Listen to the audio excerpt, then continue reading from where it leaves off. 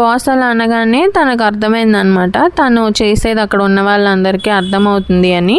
తను వెంటనే పక్కనే ఉన్న గ్లాసులో వాటర్ తీసుకొని తాగేసి తను ఇలా అందనమాట.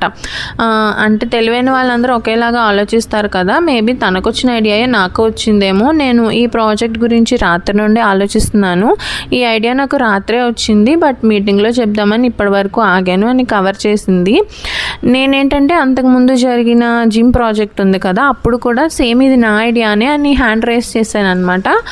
అది ఇప్పుడు ఇవాళ జరిగింది అక్కడ ఉన్న వాళ్ళందరికీ అర్థమైంది. అక్కడ జరుగుతున్న సీన్ ఏంటని అక్కడ వాళ్ళకు ఒక ఐడియా వచ్చింది అండ్ రియాకు కూడా అది అర్థమైంది.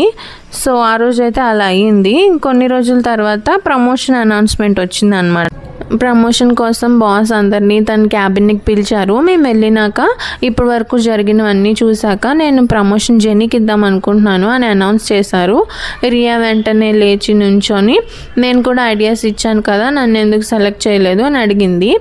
ఎందుకంటే అక్కడ ఉన్న వాళ్ళందరికీ తెలుసు, వాళ్ళు ఏది మర్చిపోలేదు, కానీ రియా సంథింగ్ ట్రై చేసిందనమాట. బట్ బాస్ డైరెక్ట్గా అలా చెప్పకుండా నువ్వు ఇచ్చావు ఐడియాస్, బట్ జెన్నీ ఏంటంటే డాక్యుమెంటరీగా అన్నీ సేవ్ చేసి పెట్టింది, తన వర్క్ తన వే ఆఫ్ అప్రోచ్ నాకు నచ్చింది కాబట్టి నేను జెన్నీకే ఇస్తున్నాను అని చెప్పారనమాట.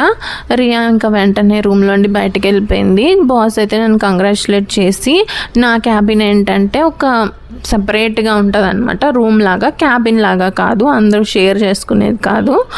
సో అదైతే నాకు చాలా హ్యాపీగా అనిపించింది. అండ్ రియా ఏంటంటే 2 days తర్వాత ఆఫీస్కి రావడం మానేసింది. 2 months ముందు రిజైన్ పెట్టాలి కదా జనరల్గా, సో తను అలా పెట్టకుండా తను డైరెక్ట్గా రెసిగ్నేషన్ బాస్కి మెయిల్ చేసింది.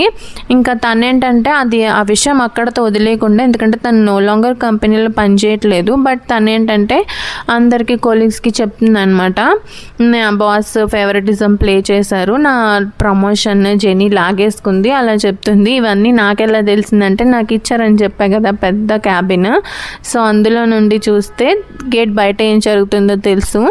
సో ఇలాంటి వాళ్ళు కూడా ఉంటారు, మీరు వాళ్ళ దగ్గర నుండి జాగ్రత్తగా ఉండండి. మీ లైఫ్లో ఇలాంటివి ఏదైనా జరిగితే ప్లీజ్ కామెంట్. Part 1 కావాలంటే కింద లింక్ ఉంది, క్లిక్ చేసి చూసేయండి.